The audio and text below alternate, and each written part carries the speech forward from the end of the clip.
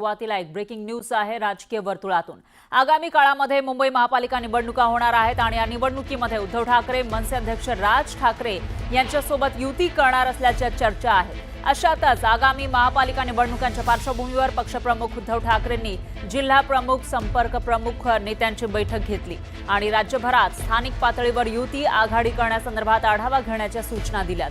मनसेसोबत युतीसाठी आपण सकारात्मक आहोत, पण स्थानिक पातळीवर युती आघाडी संदर्भात आढावा घेऊन माहिती द्या, असं बैठकीत ठाकरे म्हणाले। तशी माहिती आहे तर युती आघाडी होईल नाही होईल, पण सर्व जागांवर लढण्यासाठी पक्ष म्हणून तयार रहा, असंही ठाकरेंनी सांगितल्याची माहिती आहे।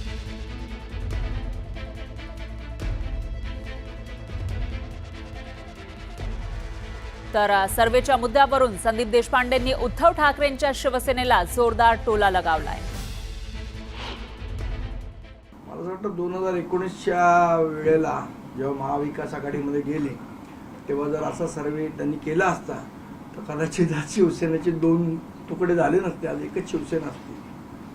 म्हणून कदाचित हा शहाणपण सुचलं असेल। तर युतीसाठी दबावाचं राजकारण करू नका, असं देशपांडे म्हणाले आहेत। आम्हाला हवा तोच निर्णय घेणार, असंही संदीप देशपांडे म्हणाले।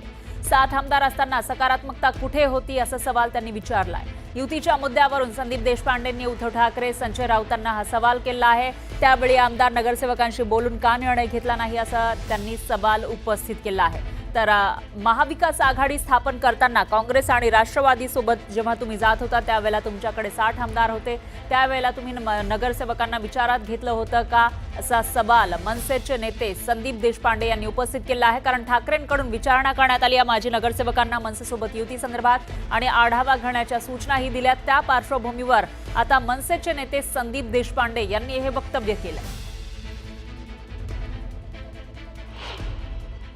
काल जो उत्साह दिसला तो ह्याच्या आधी कधी 1 वर्षापूर्वी नाही दिसला, ह्याच्यापूर्वी 2 वर्षापूर्वी नाही दिसला। 19 वर्ष आधी मनसे स्थापन होऊन तेव्हा कधी उत्साह वाटला ना, हल्लीच का तो उत्साह वाटायला लागला, याचा कधी विचार करणार आहोत की नाही आपण? अचानक उत्साह का वाटायला लागला, अचानक बॅनर का लागायला लागले? हेच संजय राऊत 4 महिन्यापूर्वी आम्हाला बोलले की बाळासाहेबांचा फोटो का लावतात ते आमच्या मुलातने लावलेला तेव्हा, बरोबर ना? मग तेव्हा 4 महिन्यापूर्वी अचानक विचार बदलण्याचं कारण काय? अचानक सकारात्मक सगळे झाले, कारण काय?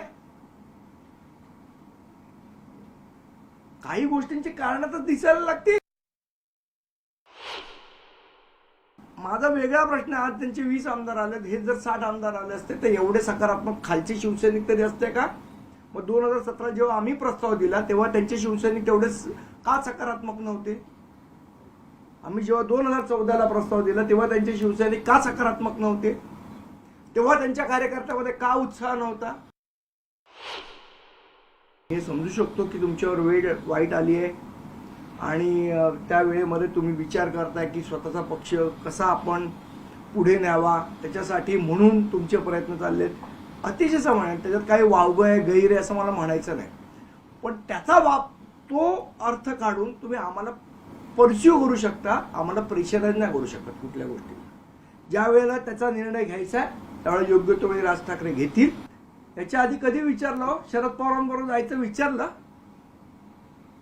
शरद पवार साहेबांबरोबर जाऊ का, काँग्रेस बरोबर जाऊ का, किंवा बैठका घेतल्या का नगरसेवकांच्या का आमदारांच्या? त्यामुळे या पद्धतीने माझी विनंती आहे की अशा पद्धतीने आम्हाला तुम्ही प्रेशराईज करू शकत नाही, आमच्यावर दबाव आणू शकत नाही। ज्या वेळेला जो निर्णय घ्यायचा आहे त्यावेळेला तो राजसाहेब घेतील, दबावाचं राजकारण कोणी करू नये। तर राज ठाकरेंच्या मनसेसोबत युती करण्यावर उद्धव ठाकरेंनी पुन्हा एकदा भाष्य केलं आहे। त्यावरून एकनाथ शिंदेंनी जोरदार टोला लगावलाय। आहेत आता बातम्या सगळीकडे चालू आहेत, काय होणार, कसलं नाही होणार का, होणार की नाही होणार कळेल ना। जे यांच्या मनात आहे आणि राज्याच्या मनात आहे तेच मी करेन।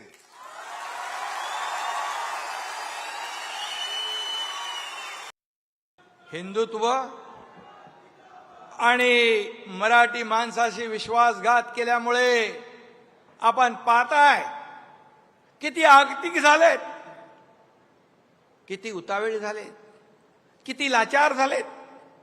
युती करता का माझ्याशी, युती करता का माझ्याशी? माणसाचे दिवस, माणसाची परिस्थिती कधी बदलेल हे सांगू शकत नाही.